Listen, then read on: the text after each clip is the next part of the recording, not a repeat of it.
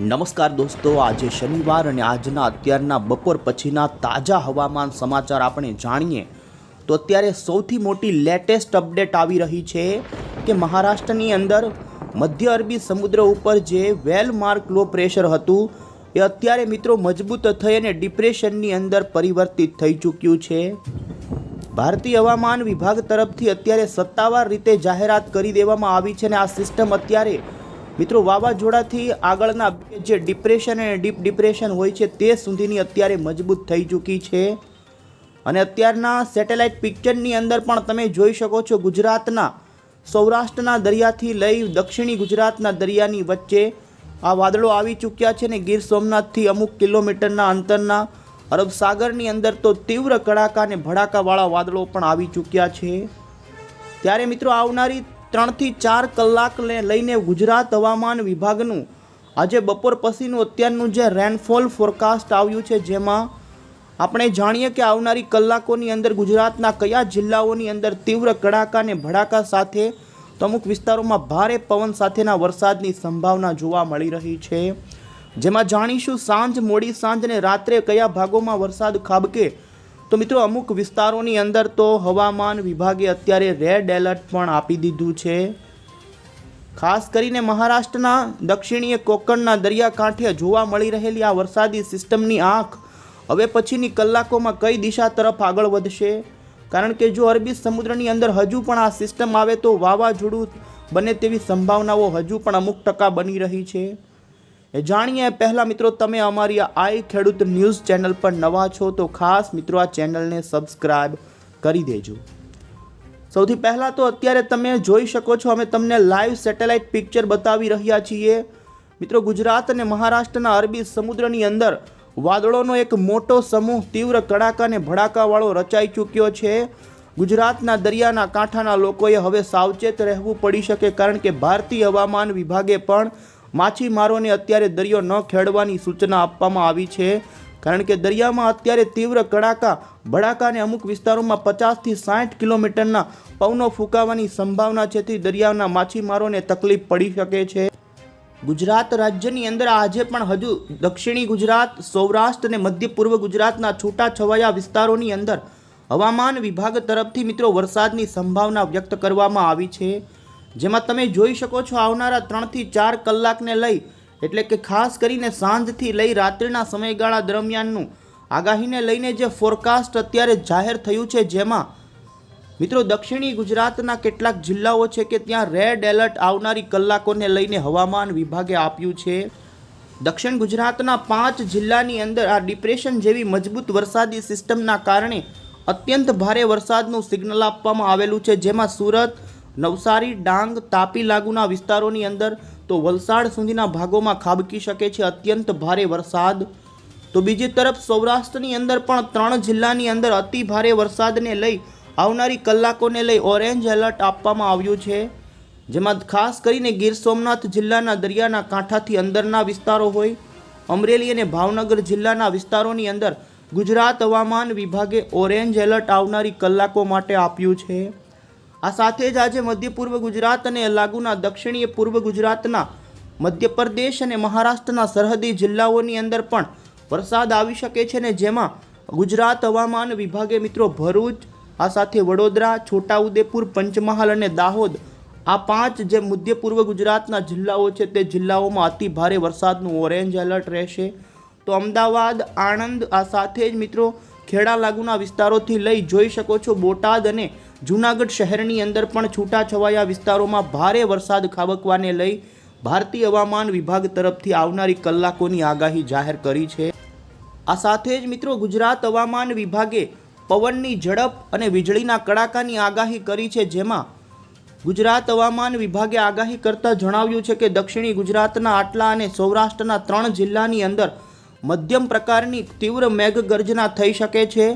અને તે ભાગોમાં વરસાદ જે ભાગોમાં ગાજવીજ થાય તો તીવ્ર થંડરસ્ટોર્મ બનવાને લીધે અમુક ભાગોમાં 50 થી 60 કિલોમીટરની ઝડપે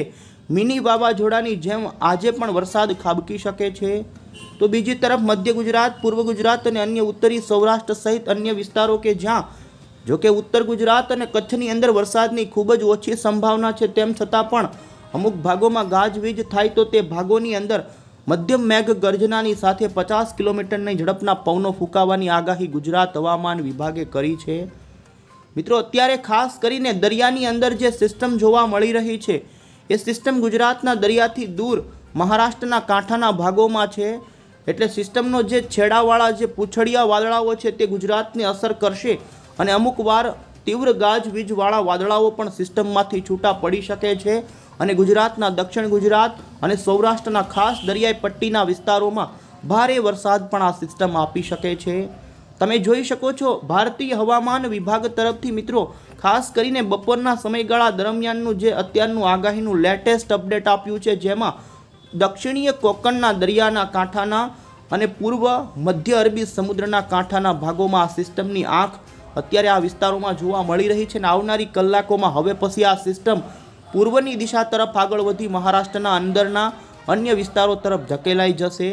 વધુમાં મિત્રો તમે જોઈ શકો છો તેમણે જણાવ્યું છે કે હવે પછી આ સિસ્ટમ ડિપ્રેશનમાંથી ડીપ ડિપ્રેશનમાં પરિવર્તિત થશે કે નહીં, તો અત્યારે આ સિસ્ટમ ડિપ્રેશનની કેટેગરી સુધી જોવા મળે તે પ્રમાણેની જાહેરાત થઈ છે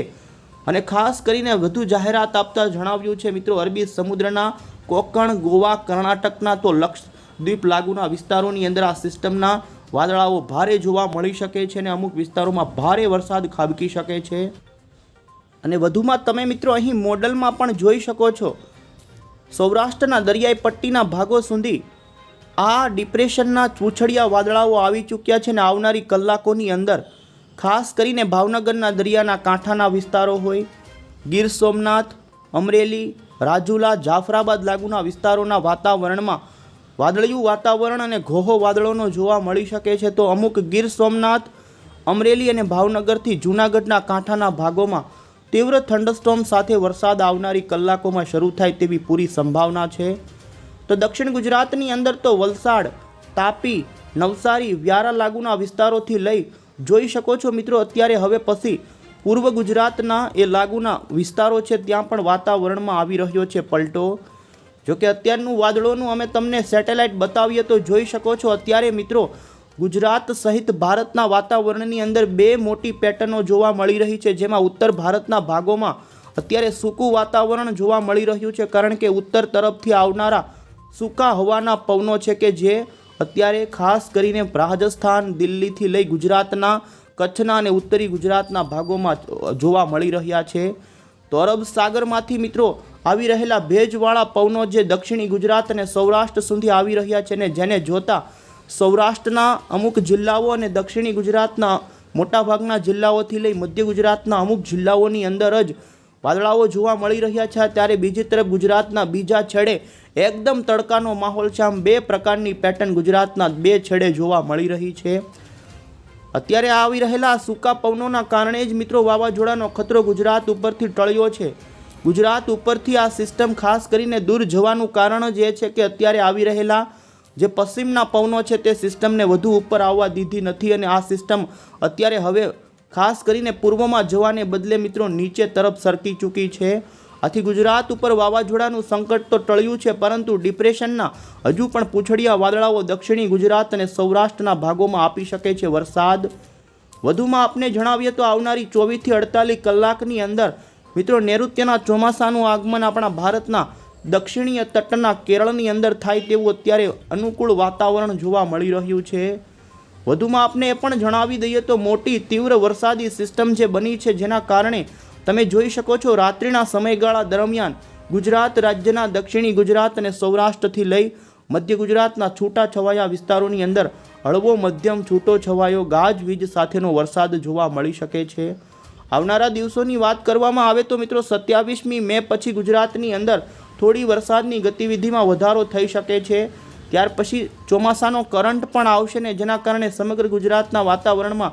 27 અને 28 મે પછી બદલો આવી શકે છે વાતાવરણમાં, અને જૂન મહિનાની અંદર મિત્રો 4 જૂન પછી બની શકે છે અત્યારને લાંબા ગાળાના અનુમાનમાં કે વરસાદનો નવો રાઉન્ડ આવી જાય। જોકે મિત્રો ખાસ ડિપ્રેશન જેવી વરસાદી સિસ્ટમ ગુજરાત ઉપર ચોમાસું આવવાને લઈને એમની ગતિવિધિને કરી શકે છે મોટા ફેરફાર।